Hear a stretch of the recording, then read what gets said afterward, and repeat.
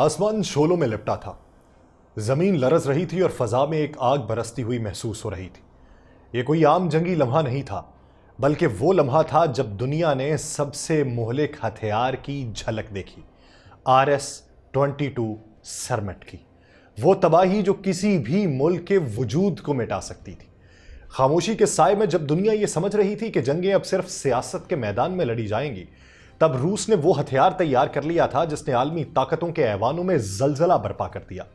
एक ऐसा मिसाइल जो आवाज की रफ्तार से 20 गुना तेज था, जो जमीन के किसी भी कोने में अपने हदफ को चंद ही मिनट्स में राख में बदल सकता था, और जिसके लिए दुनिया के तमाम मिसाइल डिफेंस सिस्टम्स नाकाम हो चुके थे। जैसे ही उसका पहला तजुर्बा हुआ, नेटो के इजलास हंगामी बुनियादों पर तलब किए गए, अमेरिका में दिफाई माहिरीन के चेहरे जर्द पड़ गए और मगरबी दुनिया में खौफ की एक नई लहर दौड़ गई। यह सिर्फ एक मिसाइल नहीं था, बल्कि रूस का ऐलान था कि अगर किसी ने ललकारा तो जमीन पर ऐसी तबाही आएगी जिसकी मिसाल इंसानी तारीख में नहीं मिलेगी। ये RS-22 सरमट, जो सैटर्न 2 के नाम से भी मारूफ है, ये ऐसा हथियार है जिसे देखकर दुश्मन की हड्डियों में बर्फ जम जाए और जिसकी परवाज सिर्फ एक पैगाम दे कि बचने का कोई रास्ता नहीं। आप सब पर सलामती हो, मैं यासिर रशीद हूं और आप देख रहे हैं 92 डिजिटल। नाज़रीन, RS-28 सरमट सबसे खतरनाक मिसाइल, जिसे मगरबी दुनिया सैटर्न 2 के नाम से जानती है, जिसे शैतान 2 भी कहा जाता है, रूस का सबसे जदीद और तबाहकुन बैनुल बर्रआज़मी बैलिस्टिक मिसाइल है, जो दुनिया के किसी भी मकाम को निशाना बनाने की सलाहियत रखता है। यह मिसाइल 18,000 किलोमीटर की नाकाबिले यकीन रेंज रखता है, यानी अमेरिका, यूरोप या किसी भी दूसरे बर्रे आजम तक चंद ही मिनट्स में पहुंच जाएगा। और इसकी रफ्तार माक 20 यानी आवाज की रफ्तार से 20 गुना जायद है, जो किसी भी एंटी मिसाइल डिफेंस सिस्टम के लिए इसे रोकना तकरीबन नामुमकिन बना देती है। यह 10 से 15 न्यूक्लियर वॉरहेड्स ले जाने की सलाहियत रखता है, जिन्हें बैक वक्त मुख्तलिफ अहदाफ पर दागा जा सकता है, और हर वॉरहेड अलग अलग अपनी समत में जा सकता है, जिससे दुश्मन के दिफाई निजाम को मुकम्मल मफलूज किया जा सकता है। उसके साथ यह हाइपरसोनिक ग्लाइड व्हीकल से भी लैस किया जाता है, जो अपनी रफ्तार और गैर मुतवक्के रास्ते की वजह से किसी भी मौजूदा या मुस्तकबिल के दिफाई निजाम को चकमा दे सकते हैं।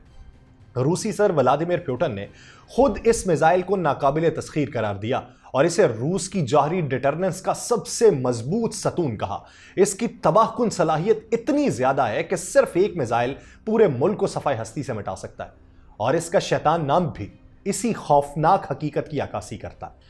यह मिसाइल सर्द जंग के बाद की सबसे बड़ी फौजी बरतरी समझा जा रहा है और आलमी सतह पर स्ट्रेटेजिक ताकत के तवाजुन को रूस के हक में झुका सकता है। माक 20 या उससे ज्यादा रफ्तार रखने वाले मिसाइल दुनिया के सबसे तेज और खतरनाक हथियार समझे जाते हैं, क्योंकि ये आवाज की रफ्तार से 20 गुना ज्यादा तेज सफर कर सकते हैं, जिससे दुश्मन के किसी भी एंटी मिसाइल डिफेंस सिस्टम के लिए उन्हें रोकना तकरीबन नामुमकिन हो जाता है। अब तक दुनिया में चंद ही मिसाइल ऐसे बनाए गए हैं जो इस नाकाबिले यकीन रफ्तार तक पहुंच सकते हैं, जिनमें रूस का ही एवनगार्ड हाइपरसोनिक ग्लाइड व्हीकल शामिल है, जो बिल तरतीब माक 20 और माक 27 की रफ्तार तक पहुंच सकते हैं।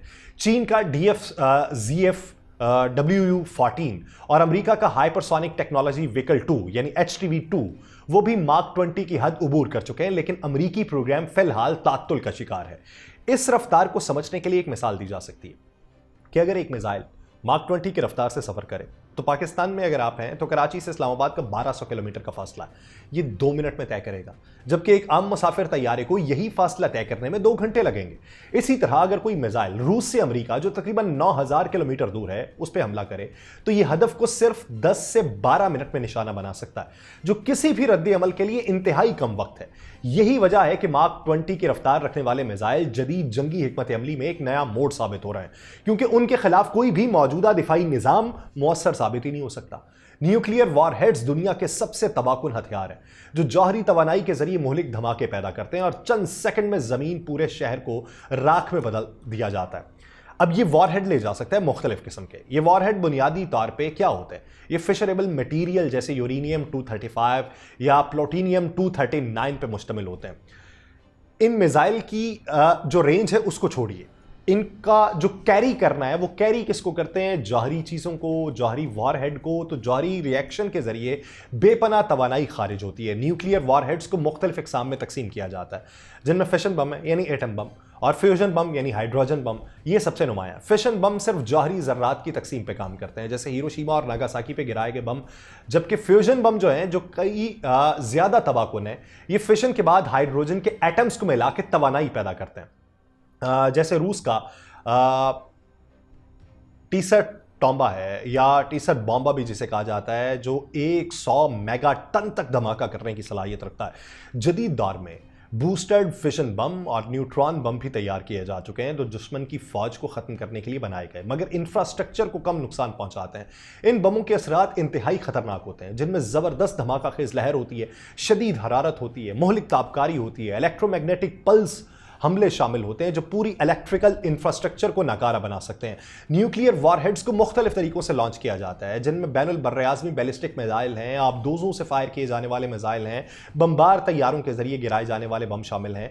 जदीद मिसाइल टेक्नोलॉजी जैसे RS-28 सरमेट या सैटर्न-2 और DF-41 न्यूक्लियर वॉरहेड को इंतहाई तेज रफ्तारी से हजारों किलोमीटर दूर हदफ तक पहुंचाने की सलाहियत रखते हैं।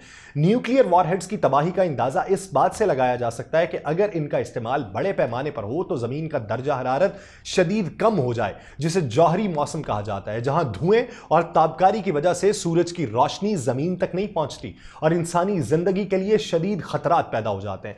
यही वजह है कि न्यूक्लियर हथियारों को डिटरनेंस के तौर पर इस्तेमाल किया जाता है, ताकि कोई मुल्क दूसरे मुल्क पर हमला करने से पहले 1000 बार सोचे, क्योंकि उसका जवाब मुकम्मल तबाही की सूरत में दिया जाएगा।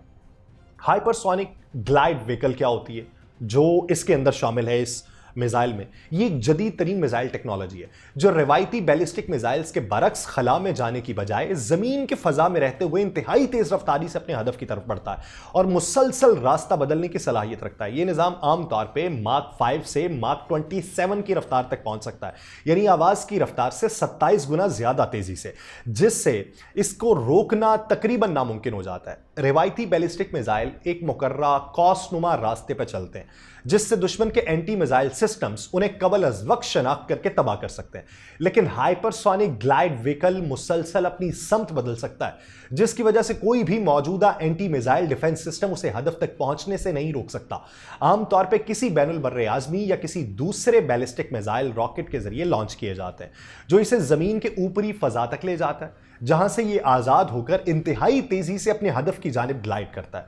रूस का एवनगार्ड हाइपरसोनिक ग्लाइड व्हीकल और चीन का DF-ZF-WU-14 इसकी नुमाया मिसालें हैं, जो मार्क 20 की ज्यादा रफ्तार पे काम कर सकते हैं। न्यूक्लियर या रवायती वॉरहेड्स ले जाने की यह सलाहियत रखते हैं। ये टेक्नोलॉजी जदीद जंगी हिकमत अमली में एक नया खतरा बन चुकी है, क्योंकि दुनिया में अब तक कोई ऐसा दिफाई निजाम नहीं है जो इस रफ्तार से आने वाले हमले को रोक सके, जिसकी वजह से अमेरिका, चीन और रूस इस मैदान में बरतरी हासिल करने के लिए शदीद मुकाबला कर रहे हैं। अच्छा, इसकी तारीख क्या है? RS-28 सरमेट यानी सैटर्न-2 को 2009 में रूस ने बाज़ाब्ता तौर पे तैयार करना शुरू किया, जबकि इसका पहला कामयाब तजुर्बा 20 अप्रैल 2022 को किया गया। इस मिसाइल का बुनियादी मकसद R-37 सोवियत दौर के पुराने मिसाइल को तब्दील करना और रूस की जौहरी डिटरनेंस को नाकाबिले शिकस्त बनाना था।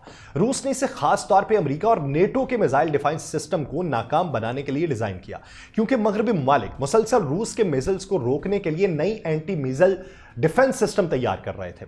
इसकी रेंज 18,000 किलोमीटर है, जो किसी भी बर्र-ए-आज़म पर हमला करने की इसे काबिल बनाती है, जबकि इसमें 10 से 15 न्यूक्लियर वॉरहेड नस्ब किए जाते हैं, जो बैक वक्त मुख्तलिफ अहदाफ को निशाना बना सकते हैं।